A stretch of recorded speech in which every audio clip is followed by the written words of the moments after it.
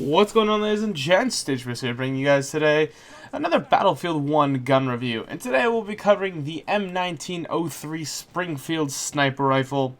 Now, as you guys may know, the sniper rifles work very differently from other Battlefield games and most first-person shooter games in Battlefield 1.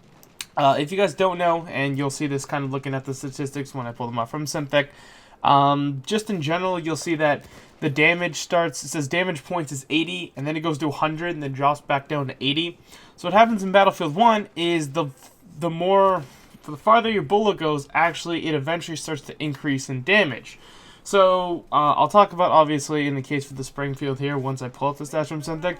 So just kind of keep that in mind, and hopefully that clears a lot of things up for you guys if you're ever confused on why you didn't die to a headshot if you're at full health. But most times, you're going to wind up getting, you need those headshots to reap the rewards with the sniper rifles. Now, I'm going to be honest here, the Springfield, as I said, has become my favorite sniper rifle so far. I really enjoy the sniper variant, and obviously I'll talk about that why and the other variants and how they're different. So let's get right into it.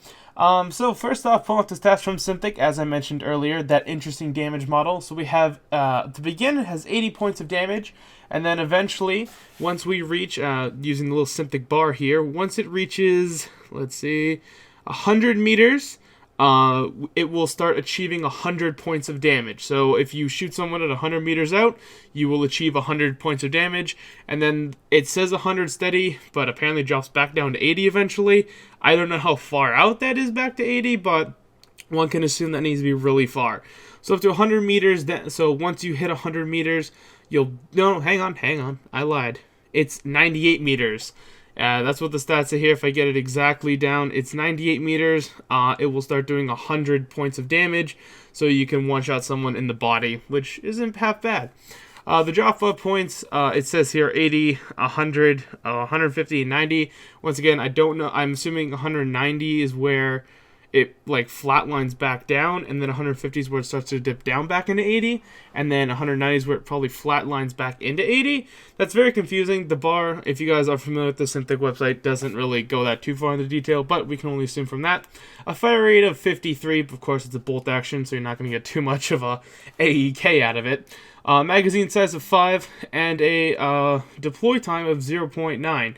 I have no idea what deploy time directly means. That could mean deploying a bipod or when you pull it out from, per se, from your sidearm and swap. So I'm assuming that's what it means when you deploy the gun, how long it takes to ready it. That's all that I can naturally assume.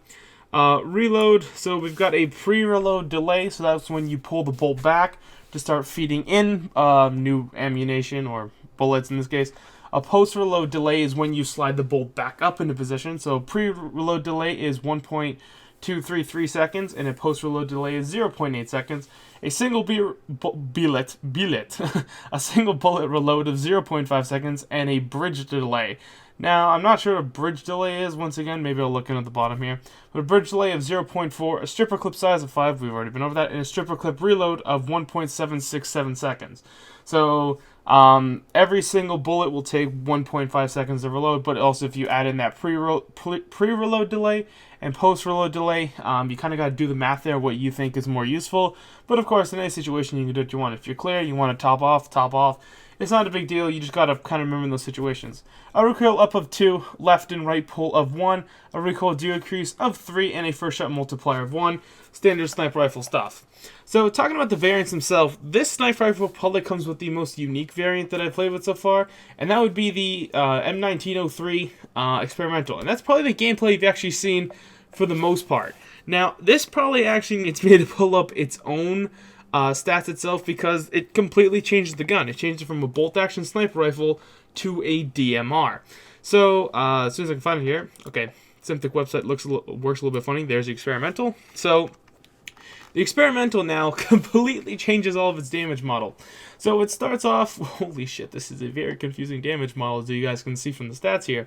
So you have a damage point of 23 max damage, then it goes down to 20, 20.84, then 20, 17. As you can see, the damage is all over the place of where it drops, but your max damage is 23. So most likely it's a 5 to 6 shot kill.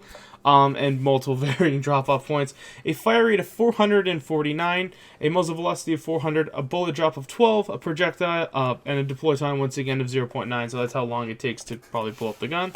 A reload time of 3 seconds with an empty chamber, reload time of 2.25 seconds with bullets left in the chamber, and then everything else is in A because it doesn't exist. A recoil of 2.35 up, and a left and right of 0.2, a recoil decrease of 5, and a first shot multiplier of 5. Of 5, Jesus.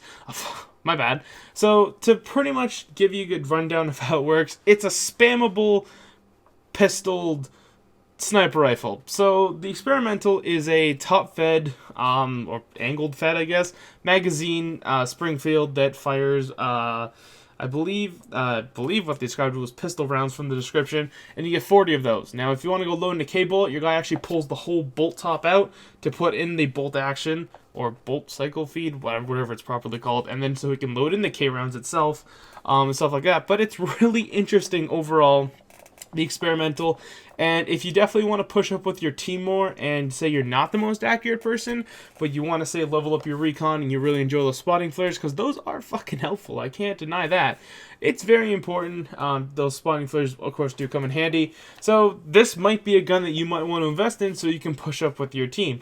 Now, I will say that the iron sights are a little bit shitty on the shitty side, but they're nothing you can't work around, obviously, is what you guys have seen from the gameplay.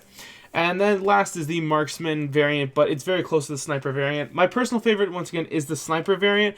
I just like the clear scope it brings, and I can bring the magnification down to a 6. Is really what I'm preferring right now in Battlefield 1. It just gets that long-range job done. I don't know. Something about the Springfield is I just really enjoy it. And it's just a very satisfying rifle overall, even though every sniper rifle in this game is extremely satisfying, because they're all very easy to use once you get used to how sniper rifles work as a whole in this game. So without further ado, I think it's going to wrap it up today's video. I know it's a bit of a weird one because of this weird experimental thing, but hey, you gotta do what you gotta do. Anyways, guys, I'm the Danish Moose. Tell me, guys, you'd like to see in the comment section down below for our next gun review, and we'll get it rolling. And I'll see you, Sexy Beast, in the next episode. Peace.